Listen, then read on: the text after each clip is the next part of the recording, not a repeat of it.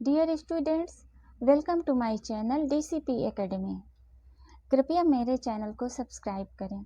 Dear students, आज मैं आप लोगों को डॉक्टर धर्मवीर भारती का संपूर्ण जीवन परिचय एवं उनकी रचनाओं के विषय में बताऊंगी। डॉक्टर धर्मवीर भारती एक बहुत ही श्रेष्ठ कवि हैं। वह एक यशस्वी कथाकार हैं, निबंधकार हैं और एक नाटककार भी हैं। इन्होंने कई क्षेत्रों में, कई विधाओं में अपनी रचना की है और हिंदी साहित्य को इन्होंने समृद्ध किया है। इनके साहित्य में हृदय और बुद्धि तत्व का समान रूप से समन्वय है। इन्होंने अनेक क्षेत्रों में हिंदी साहित्य को नई दिशाएं दी हैं। डॉक्टर धर्मवीर भारती का जन्म 25 दिसंबर 1926 को ये इलाहाबाद में इनका जन्म हुआ था। इनकी संपूर्ण शिक्षा इलाहाबाद में हुई थी। इनकी माता का नाम चंदा देवी और इनके पिता का नाम चिरंजीव लाल वर्मा था। इनका विवाह कांता भारती से हुआ था। इन्होंने इलाहाबाद विश्वविद्यालय में हिंदी से MA किया तथा PhD की उपाधि प्राप्त की। इन्होंने पत्रकारिता, उपन्यास लेखन, काव्य सृजन एवं निबंध लेखन के क्षेत्र में पर्याप्त ख्याति अर्जित की। इन्होंने कुछ वर्षों तक इलाहाबाद से प्रकाशित होने वाले साप्ताहिक पत्र संगम का भी संपादन किया। सन 1959 से 1978 तक ये मुंबई से प्रकाशित होने वाले बहुत ही लोकप्रिय साप्ताहिक पत्र धर्मयुग के प्रधान संपादक भी रहे हैं। इनकी साहित्य साधना से प्रभावित होकर भारत सरकार ने इनको पद्मश्री की उपाधि से सम्मानित किया।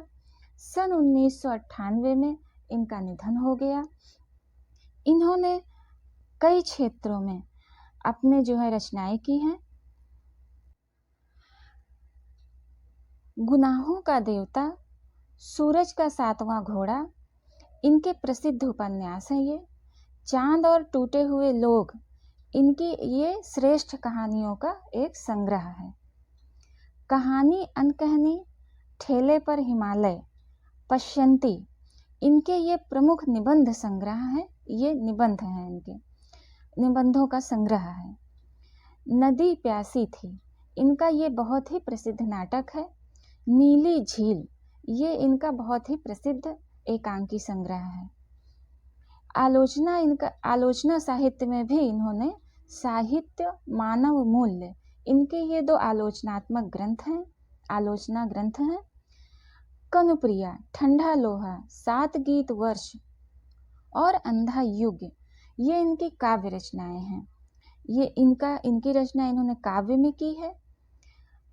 इन्होंने देशांतर इनका एक रचना है, काव्यानुवाद है इनका देशांतर, जिसमें इन्होंने विदेशी भाषाओं की कुछ प्रमुख कविताओं का काव्यानुवाद किया है।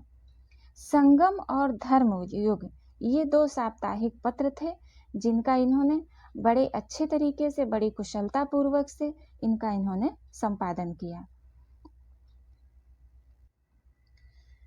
धर्मवीर भारती जी काव्य शैली इनकी मूलतः गीतात्मक है। ठंडा लोहा और 7 गीत वर्ष कविताएं जो इनकी हैं इस तथ्य को प्रमाणित करती हैं।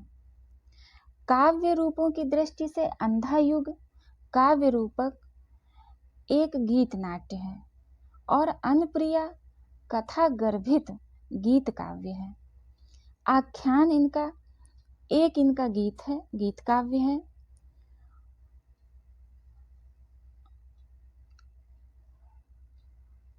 अन्य प्रयोगवादी कवियों की भांति धर्मवीर भारती ने भी अपने काव्य को छंद एवं तुकबंदी से मुक्त रखा है, किंतु इनके काव्य में लय पूर्णतया निर्वाह किया है। लय का इन्होंने कहीं कहीं इनके काव्य में अव्यवस्थित तुकबंदी को भी स्थान दिया गया है। अपनी प्रयोगवादी प्रवृत्ति के अनुरूप बिंब योजना एवं अभिव्यक्ति के साथ साथ अलंकारों में भी नवीनता दृष्टिगोचर होती है। इनकी काव्य भाषा साहित्यिक तथा सरल है। धर्मवीर भारती की भाषा शैली वर्णनात्मक, विवेचनात्मक, समीक्षात्मक, चित्रात्मक, भावात्मक व्यंग्यात्मक व हास्य शैली के रूप में विषय अनुकूल परिवर्तित होती रहती है। धर्मवीर भारती के काव्य में अलंकार अनायास आ गए हैं। इनके काव्य में अलंकारों का प्रयोग योजनाबद्ध ढंग से नहीं किया गया है। धर्मवीर भारती का हिंदी साहित्य में महत्वपूर्ण स्थान है। स्टूडेंट्स, आधुनिक युग के नवोदित साहित्यकारों में ये एक सर्वाधिक चर्चित एवं श्रद्धेय रचनाकार के रूप में उभर कर सामने आए। इनके द्वारा रचित संपूर्ण साहित्य इनका जो है वो साहित्य की अमूल संपदा है। धर्मवीर भारती जी बहुमुखी प्रतिभा के धनी थे। इनकी कविता में रागत्व की रमणीयता के साथ साथ बुद्धि तत्व की भी सुंदरता विद्यमान है। धर्मवीर भारती जी के काव्य में पारदर्शिता का सर्वश्रेष्ठ गुण पाया जाता है। इनकी काव्य में सामाजिक यथार्थ का स्पष्ट चित्रण ये करते हुए अपनी काव्य में प्राप्त होते हैं। ये अपने काव्य में प्रेम